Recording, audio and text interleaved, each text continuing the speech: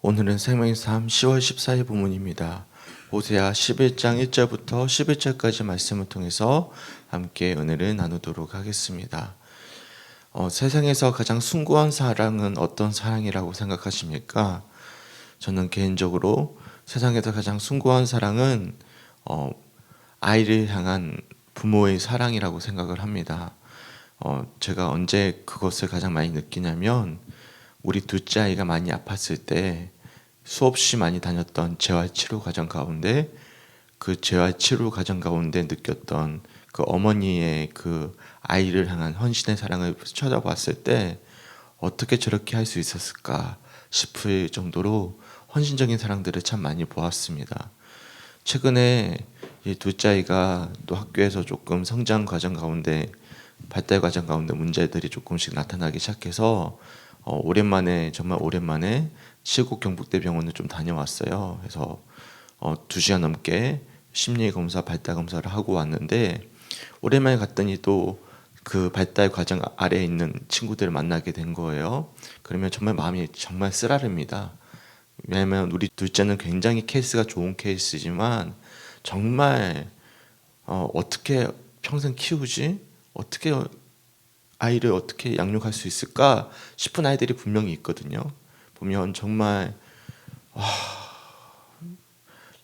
정말 저는 못 키울 것 같아요. 막 그런 친구들을 정말 밝은 얼굴로 이렇게 그렇게 양육하는 어머니들이 있습니다. 그런데 한결같은 특징이 있어요. 그런 아이들을 양육하는 어머니들이 보면 우리가 봤을 때는 굉장히 얼굴이 어두울 것 같잖아요. 정말로 근심을 한가득 지고 살 것 같잖아요. 전혀 안 그렇습니다.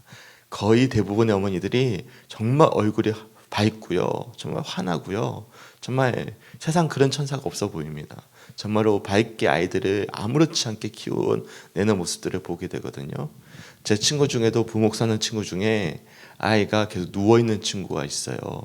그런 친구가 있는데 그 부부가 그렇게 밝을 수가 없어요. 그럴 때 제가 어떤 생각이 드냐면 하나님이 맡겨주실 만하니까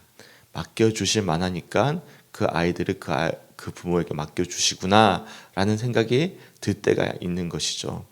제가 왜 그런 말씀을 드리냐면 정말 부모가 아이들을 향한 사랑은 참 지고지손하구나 라는 것을 느끼게 되는 거예요. 사실 부부 사이는 사랑이 정말 깊죠. 하지만 또 그 사랑이 한순간에 깨어지는 것도 정말 한순간인 것 같아요. 보니까 엊그젠가 한번 지하철 타고 가다가 광고를 봤는데 그 변호사 어떤 법무법인 광고였어요. 사랑도 있고 헤어짐도 있다. 뭐 그런 어떤 광고였어요. 요즘에는 워낙 이혼이 비일비재하니까 밑에 보니까 그 법무법인에 주로 하는 것은 뭐냐면 이혼 재판에 대한 주로 된 어떤 역할을 감당하던 그런 곳이라 그런 광고를 그렇게 하던데, 그러니까 부부 사이의 사랑은 사실 한 단계 건너 있는 사랑이라고 생각이 들어요. 근데 내 뱃속에서 낳은 아이에 향한 사랑은 그렇지 않다라는 생각이 드는 거예요. 그런데 오늘 본문 말씀 보십시오. 하나님이 우리를 어떻게 표현하고 있냐면 우리를 자신의 뱃속에서 낳은 아들이라고 표현합니다. 그럼 포기할 수 있습니까? 우리 장로님, 우리 권사님, 내 자녀 포기할 수 있어요? 그럼 포기할 수 없죠. 남편 포기할 수 있어요? 남편은 포기하라면 할 수도 있을 것 같습니다. 라고 말씀하실 수도 있지만 내 자녀는 진짜 포기할 수가 없는 거잖아요. 그렇지 않습니까? 근데 감사하게도 하나님이 뭐라고 포기하냐면 내 아들이다라고 말씀하고 있는 거예요. 자, 1절 말씀 한번 읽어볼게요. 이스라엘이 어렸을 때 내가 사랑하여 내 아들을 애굽에서 불러냈거늘이라고 말씀하고 있잖아요. 이 표현이 굉장히 중요합니다. 하나님이 우리를 내 아들이라고 말씀하고 계신다. 내 아들을 불러냈다라고 말씀하시는 것은 정말로 하나님께서 정말 우리를 택하여 주셨고 우리를 정말 자녀 삼아 주셨다라고 말씀하고 있는 거예요. 그래서 4절까지 말씀해 보시면 4절 말씀에 사랑의 줄로 그들을 이끌었다라고 말씀하고 있잖아요. 그러니까 그들이 하나님 앞에서 정말로 온전히 서지 못하고 바알을 의지하고 엉망진창으로 살아가도 결국에는 그들이 성장하는 과정 가운데 이끌어냈던 것은 누구죠? 하나님이 하신 거죠. 아이들이 그렇잖아요. 아이들이 부모 말 안 듣고 마음대로 지 멋대로 사는 애도 결국에는 아이가 성장하는 과정 가운데 누구의 헌신이 뒷받침된 거죠? 엄마 아빠의 사랑이 헌신이 뒷받침됐기 때문에 아이들이 성장한 것 아니겠습니까? 저희 셋째, 둘째, 첫째만 하더라도 우리 새 아이만 하더라도 우리 아내 정말로 헌신이 없으면 이만큼 자라날 수가 없거든요. 아이들이 한 거 아무것도 없어요. 제가 봤을 때는 아이들이 한 것은 진짜 아무것도 없이 지 마음대로 살았어요. 지 마음대로 살았고 엄마가 빨래 다 해주죠. 먹을 거 다 차려주죠. 다 챙겨주죠. 1부터 100까지 다 해줬어요. 아이들이 한 것은 엄마가 해준 배경 속에서 뭐 한 거예요? 지 맘대로 논 거예요. 지 맘대로 논 것이 다예요. 지 맘대로 한 게 다예요. 근데 우리도 마찬가지인 거예요. 하나님이 보시기에 하나님이 1부터 100까지 다 해주셨고 그 안에서 우리가 바알도 섬겼다가 세상도 섬겼다가 내 뜻대로 했다가 내 마음대로 했다가 근데 보니까 결국에는 되돌아봤더니 아이들이 철이 들면 어떻게 합니까? 철이 들었을 때 나를 부모님이 이렇게 키워주셨지, 나를 이렇게 양육해 주셨지, 부모의 사랑이 그렇게 참 놀라운 거지라고 고백할 수밖에 없지 않겠습니까? 제가 최근에 좀 철이 조금 들었거든요. 그래가지고 제가 그 전까지는 부모님께 원망이 더 많았어요. 감사함보다. 근데 요즘에는 철이 좀 들었는지 좀 원망보다 감사함이 더 많아서 자주 아버지께 연락드리고 거의 매일 연락드리고 그러거든요. 천지개벽할 일인데 철이 들었어요. 천지개벽할 일입니다. 진짜로. 제가 아버지를 향한 사랑, 그래 아버지가 나를 얼마나 사랑했을까라는 생각이 아멘. 갑자기 아멘이 나왔습니다. 네, 그래요. 하여튼 그러니까 되돌아보니까 그런 거예요. 부모님의 사랑이 있었기 때문에 제가 있는 거죠. 마찬가지로 하나님의 사랑이 있기 때문에 누가 있는 거예요? 우리가 있는 것입니다.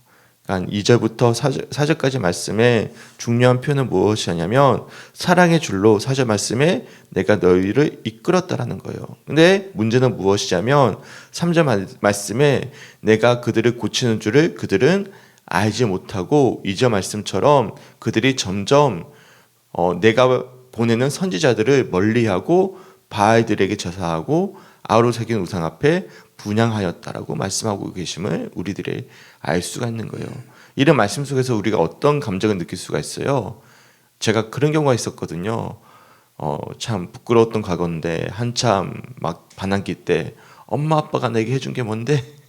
그런 경우 있잖아요. 엄마 아빠가 내게 해준 게 뭔데? 이런 거예요 지금. 이스라엘 백성들 입장에서는 그런 거죠. 결국엔 하나님이 모든 것을 다 해줬는데 엄마 아빠가 해준 게 뭔데? 라고 이야기하면서 하나님을 전혀 모르고 지 멋대로 살고 있는 것입니다. 지 멋대로 살고 있는 모습들이 이어지면서 그 결과가 어디로 이어집니까? 5절 말씀입니다. 5절 말씀에 보시면 그들은 애굽 땅으로 되돌아가지 못하겠거늘. 그렇죠. 왜? 하나님이 애굽 땅에서 그들을 구출해 주셨잖아요. 인도해 주셨잖아요. 과거로 돌아갈 수는 없어요. 왜요? 왜 돌아갈 수 없죠? 애굽 땅에서 구출하시면서 하나님이 그들을 뭘로 삼아 주셨기 때문이죠? 아들로 삼아 주셨잖아요.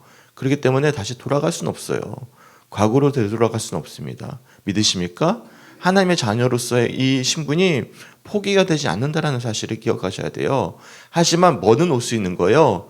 시험과 환난은 올 수가 있는 거예요. 이거는 누구의 책임인 거예요? 하나님의 책임입니까? 아니요. 우리가 직접 그것을 가는 거예요. 사랑의 줄로 하나님께 메고 우리를 이끌어 가시지만 우리가 그렇잖아요. 우리 아이들에게 야, 너 거기 가지 마. 거기 위험해. 거기로 가면 안 돼 하는데 가다가 화당 넘어져 가지고 다치고 그러지 않겠습니까? 그러면 누구의 책임입니까?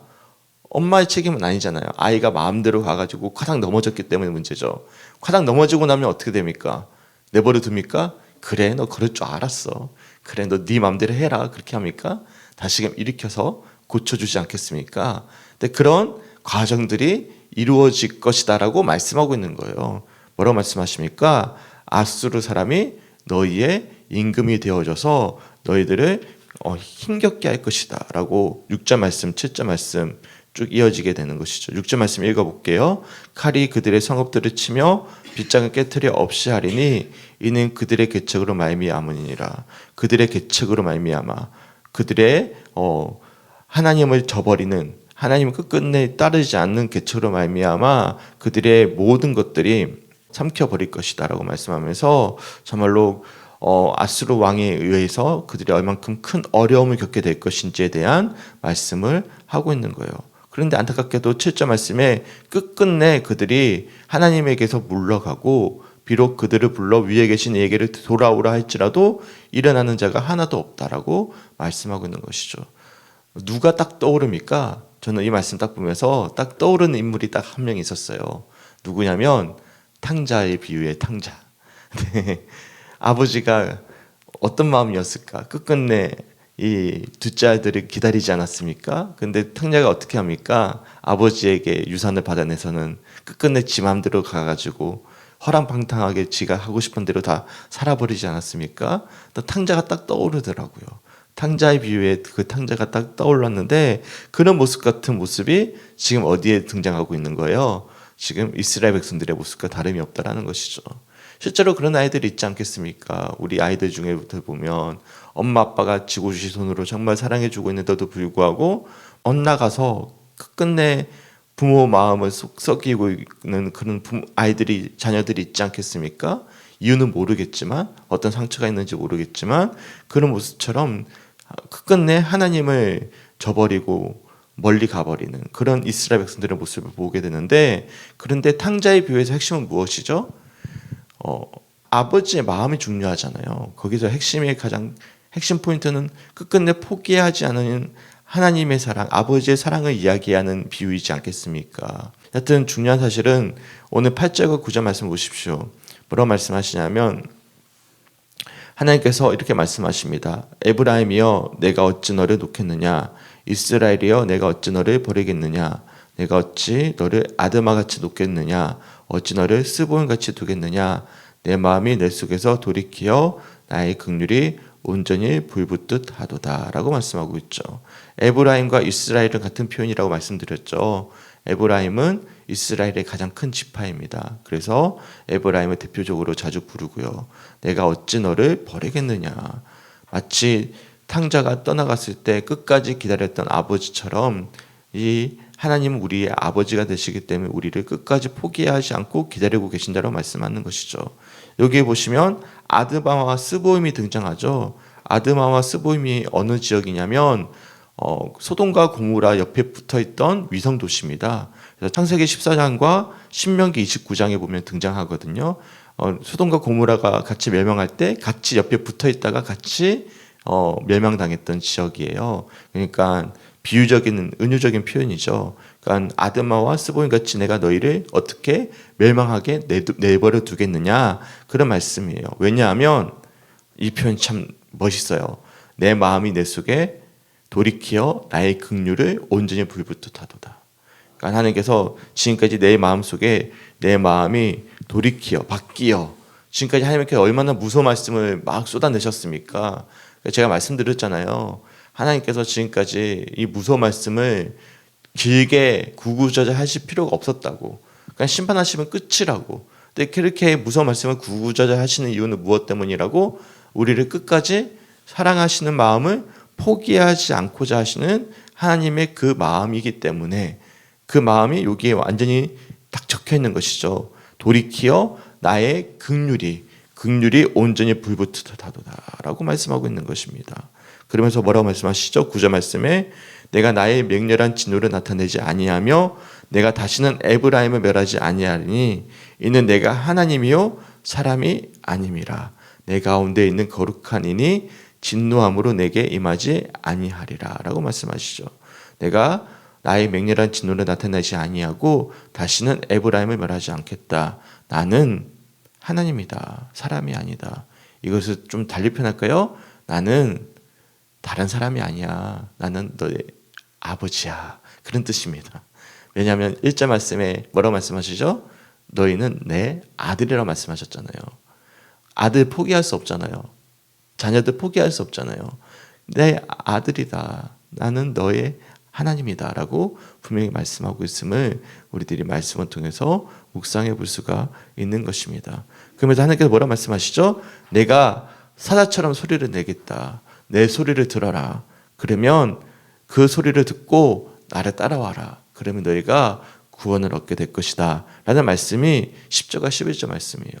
이 사자라는 표현은 이 늙은 사자가 아니라 젊은 사자라는 의미를 담고 있습니다. 젊은 사자가 확 하면 얼마나 그 소리가 크겠습니까? 하나님의 소리가 들리면, 말씀의 소리가 들리면 내가 따를 것이다. 그러면 11절 말씀에 오시면 애굽에서부터 새같이 아수르에서부터 비둘기같이 떨며오리니 내가 그들의 집에 머물게 하리라. 나 여호와의 말이다 라고 말씀하고 있음을 우리들이 오늘 말씀을 통해서 묵상해 볼 수가 있는 것이죠. 그래서 오늘 말씀의 핵심의 포인트는 저는 1절 말씀이라고 보았어요. 1절 말씀 뭐요? 내가 사랑하여 내 아들을 애굽에서 불러냈다. 이 아들이라는 표현에서 나머지 말씀들이 다 풀려지는 거예요. 내 아들이기 때문에 이 말씀들이 다 이어질 수가 있는 것이죠. 아들이니까 그들이 청방지축으로 바알을 숭배해도 사랑의 주로 메어서 그들이 이끌어내었고, 아들이기 때문에 그들이 아수르를 끝까지 따라서 나를 멀리하여도 내가 결국에는 포기할 수 없는 긍휼의 마음이 들끓어 올라서 그들을 내가 아들이기 때문에 내가 진노함으로 임하지 않게 할 것이고, 아들이기 때문에 사자처럼 소리를 내서 너희들에게 나의 존재를 알려서 내가 너를 끝끝내 내 집으로 돌아오게 하겠다라고 말씀하고 계시는 이 아버지이신 하나님의 그 절절한 사랑이 오늘 11장 말씀에 고스란히 담겨져 있음을 우리들이 말씀을 통해서 살펴볼 수가 있는 것입니다. 어떻습니까? 우리 성주교회 성도님들은 우리 하나님이 나의 아버지심을 고백하십니까? 아멘이시죠? 네, 이 고백이 우리 삶 속에 얼마나 귀중한지 모릅니다. 우리가 정말로 영원히 의지할 수 있는 분이 계신다라는 것, 이것은 신앙이 주는 정말로 값진 보물이자 세상 무엇으로도 살 수 없는 것이죠. 내게 아버지가 계신다라는 것, 영원한 아버지가 계신다라는 것. 육신의 아버지는 한계가 있죠. 우리 아버지를 사랑하지만 우리 아버지가 저에게 해줄 수 있는 것은 한계가 뚜렷하고, 또한 우리 아버지도 이제 연세가 이제 55년생이니까 우리 장로님과 거의 동갑이시거든요. 이제 은퇴하시고 이제 집에 계시지만 이제 점점 노쇠해 가시고, 이제 반대로 제가 돌봐드려야 될 때가 더 가까이 가고 있는 그런 시점이 되고 있지 않겠습니까? 근데 이게 아버지, 세상의 아버지는 결국에는 그럴 수밖에 없잖아요. 근데 우리 하나님은 영원하신 분이시잖아요.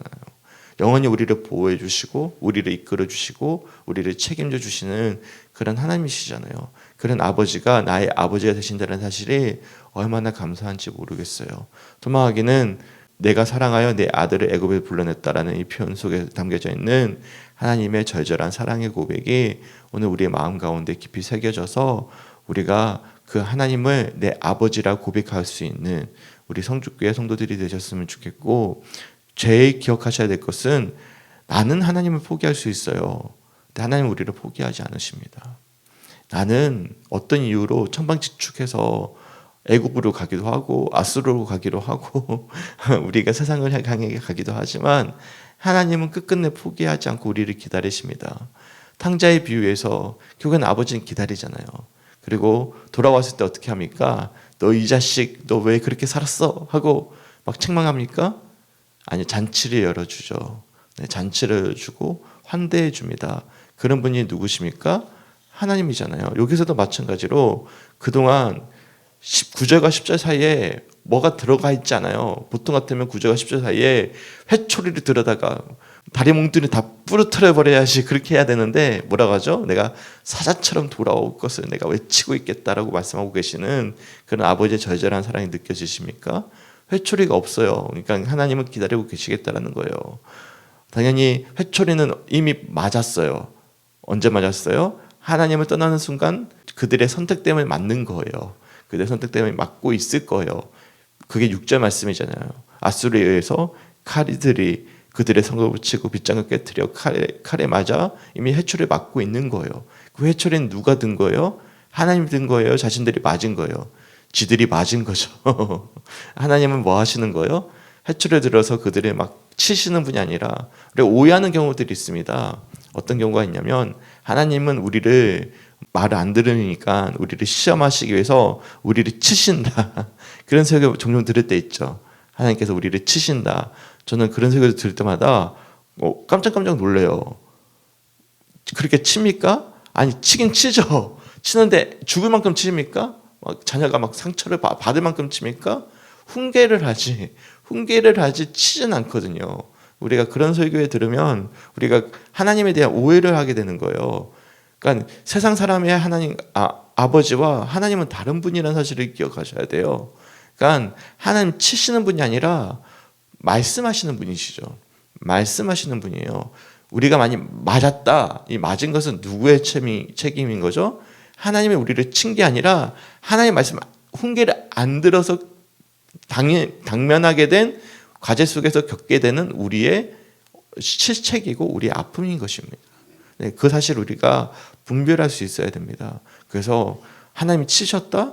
하나님이 우리를 치지 않으시죠. 우리를 긍휼히 여기시는 분이시죠. 이 사실을 우리가 분별할 수 있을 때 그런 어떤 잘못된 인간상의 아버지의 상을 하나님께 투영해서 마치 그렇게 생각하면 하나님이 우리를 마치 막 회초를 들고 치는 분처럼 여겨질 때 이 말씀이 곡해될 수 있다는 사실 우리가 기억하셨으면 좋겠습니다. 왜냐하면 하나님은 우리를 그렇게 다루지 않으세요. 어떻게 다루시죠? 끝까지 사람들을 보내서 야, 너 그렇게 하면 큰일 나. 너 혼나. 너 죽어. 계속 그렇게 말씀하시는데 끝끝내 죽는 대로 가는 사람은 누군 거예요? 우리고 거기서 또 죽을 만큼 매를 맞는 사람은 또 누군 거예요? 나인 거예요. 그런데 끝끝내 기다리시는 분은 또 누구신 거죠? 하나님 아버지신 거예요. 그러니까 시험과 환난을 주시는 분도 하나님이시죠. 왜냐하면 계속 말씀을 하고 계시기 때문에 환난과 시험을 주시는 것처럼 보이지만 환난과 시험의 결국에는 책임은 누구에게 있는 것이죠? 하나님 우리에게 주신 게 아니라 우리가 끝끝내 하나님의 아버지의 마음을 알아차리지 못했기 때문에 주어진 당면한 결과라는 사실을 기억할 수 있는 우리 성축교회 성도들이 되었으면 좋겠습니다. 왜냐하면 제가 살아왔던 삶이 그래요. 되돌아봤더니 모든 삶의 아픔의 결과는 하나님은 그대로예요. 항상 변치 않으세요. 문제는 내가 문제예요. 내가 문제. 되돌아보면 그렇습니다. 하나님 변치 않으세요. 하나님이 저를 시험하지 않으셨어요. 내가 하나님을 시험했지. 네. 소망하게는 이 내 사랑하는 아들이라는 표현에 담겨져 있는 끝없는 한없는 이 탕자의 비유에 등장하는 아버지와 같은 하나님의 절절한 사랑을 마음 깊이 새겨볼 수 있는 오늘 하루의 묵상이 되시길 주님의 이름으로 간절히 축원합니다. 아멘. 함께 기도했으면 좋겠습니다. 월요일은 중보자로서의 기도입니다. 세 가지 기도 제목 읽어드릴게요. 첫 번째, 우리 모두 하나님께 중보의 사명을 받았음을 잊지 말고 교회와 이웃과 나라와 선교를 위해 기도할 수 있도록. 두 번째, 내가 기도하는 것이 아니라 성령님이 우리 안에서 기도할 수 있도록 나의 마음과 생각과 모든 시선이 주님을 향하도록. 세 번째, 타인의 고통과 아픔이 나와 무관하지 않음을 기억하고 중보자로 온전히 살아낼 수 있도록 함께 기도해 주셨으면 좋겠습니다. 첫 번째로는 우리 오늘 주셨던 말씀을 가지고 기도해 주셨으면 좋겠고, 두 번째로는 오늘 함께 기도에서는 우리에게 중보자로서의 기도에 대한 기도 제목이 주어졌습니다. 우리 모두는 중보자로서 세워졌어요. 그러니까 하나님이 우리를 구원해 주신 이유는 우리를 위해서만 구원해 주신 것이 아니라 우리를 통해서 하나님 나라의 지경이 넓어지기를 소망하시면서 우리를 불러주셨단 말이죠. 그렇기 때문에 우리는 중보해야 됩니다. 누구를 위해서? 나를 위해서. 왜냐하면 가장 가까운 이웃이 누굽니까? 우리 자신입니다. 그리고 나를 위해서, 사랑하는 가족을 위해서, 이웃을 위해서, 성도를 위해서, 교회를 위해서, 이 성주 땅과 나라를 위해서 우리가 중보할 수 있는, 이 전 세계를 위해서 또한 중보할 수 있는 우리 성축교회 성도들이 되었으면 좋겠습니다. 그리고 좀 말이 길어지지만 성령의 9가지 열매에 공통적으로 들어가는 아주 중요한 핵심적인 포인트가 하나 있습니다. 이 사랑으로 규결되는 것인데요. 사랑과 긍휼의 마음들이거든요. 이것을 저는 한 단어로 딱 저는 정리를 하고 싶어요. 꼭 기억하셨으면 좋겠어요. 그건 뭐냐면 정말 은혜 받은 사람, 성령의 열매를 맺은 사람들이 가지는 마음은 저는 공감이라고 생각합니다.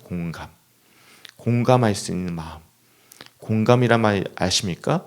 네, 아버지의 마음을 공감하는 것, 그리고 이웃의 아픔에 공감하는 것. 우리가 은혜 받으면 공감할 수가 있습니다. 공감하면 뭐가 가능하죠? 중보할 수 있어요. 저는 공감하는 사람들을 볼 때면 예수를 믿는데 공감할 수 있어요? 그러면 이 사람 진짜 은혜 받은 사람이다 라고 제가 느껴져요. 근데 정말 은혜 받았다고 막 말은 떠들고 다니는데 전혀 타인의 이야기를 경청을 못해요. 내 이야기야만 하고 공감을 못해요. 그러면 저분이 진짜 성령의 열매를 맺은 게 맞는가? 라는 이제 퀘스천을 붙을 때가 있거든요. 그래서 저는 공감이란 표현이 굉장히 중요하다고 생각을 합니다. 공감. 그래서 우리가 중보자가 된다는 것은 어떤 걸 맺은 거죠? 공감의 열매를 맺었다는 증거이거든요. 소망하기는 우리 성주교회 모든 성도들이 이 공감할 수 있는 우리 모두가 되었으면 좋겠습니다. 믿으십니까? 공감하면서 중보자로서 기도할 수 있는 오늘 하루, 아버지의 마음을 공감하고 또한 우리가 공감하는 마음으로 또한 우리가 기도할 수 있는 오늘 하루가 되시길 주님의 이름으로 간절히 축원합니다. 함께 기도하겠습니다. 하나님 너무나 감사합니다. 주의 은혜 가운데 함께 하시고 붙잡아 주셔서 호세아서 말씀을 통해서 하나님이 우리를 아들로 자녀로 삼아 주셨다는 사실 얼마나 귀중한지, 그 아들을 포기하지 않으시고 사랑의 줄로 메어서 우리를 이끌어 주셨고 살려주셨고 인도해 주셨는데도 불구하고 수많은 선지자를 보내셨는데도 불구하고 끝끝내 말을 듣지 않고 아수르에 의해서 정말로 그 어려움을 당했음에도 끝내 하나님께서 긍휼의 마음에 들끓어 올라 그들을 포기하지 않으시고 사자처럼 울부짖으며 그들을 찾고 계시는 하나님의 마음을 헤아려 보게 하심에 너무나 감사합니다. 이처럼 우리를 끝끝내 우리를 사랑하시는 이 탕자의 아버지와 같은 하나님의 사랑을 우리가 기억하게 하여 주시고 우리에게 그런 아버지가 계심을 기억하면서 오늘 하루 또한 한 주간 그 하나님과 깊은 믿음의 또한 사랑의 교제를 나누며 든든한 믿음의 백을 가지고 살아갈 수 있는 우리 사랑하는 성주교회 성도들의 한 주간의 삶 될 수 있도록 인도하여 주시옵소서. 특별히 우리에게 아버지의 사랑을 공감할 수 있는 믿음 주시고 또한 그런 마음을 가지고 또한 우리 사랑하는 이들을 위해서 교회를 위해서 나라와 지역사회를 위해서 기도할 수 있는 중보자가 되어지길 간절히 소망합니다. 주님 우리들에게 그런 아버지의 마음을 공감할 수 있도록 인도하시고 그런 마음을 가지고 살아갈 수 있도록 그렇게 기도할 수 있도록 주님 인도하여 주시옵소서. 감사드리며 우리를 사랑하시는 예수님의 이름으로 간절히 기도드렸습니다. 아멘.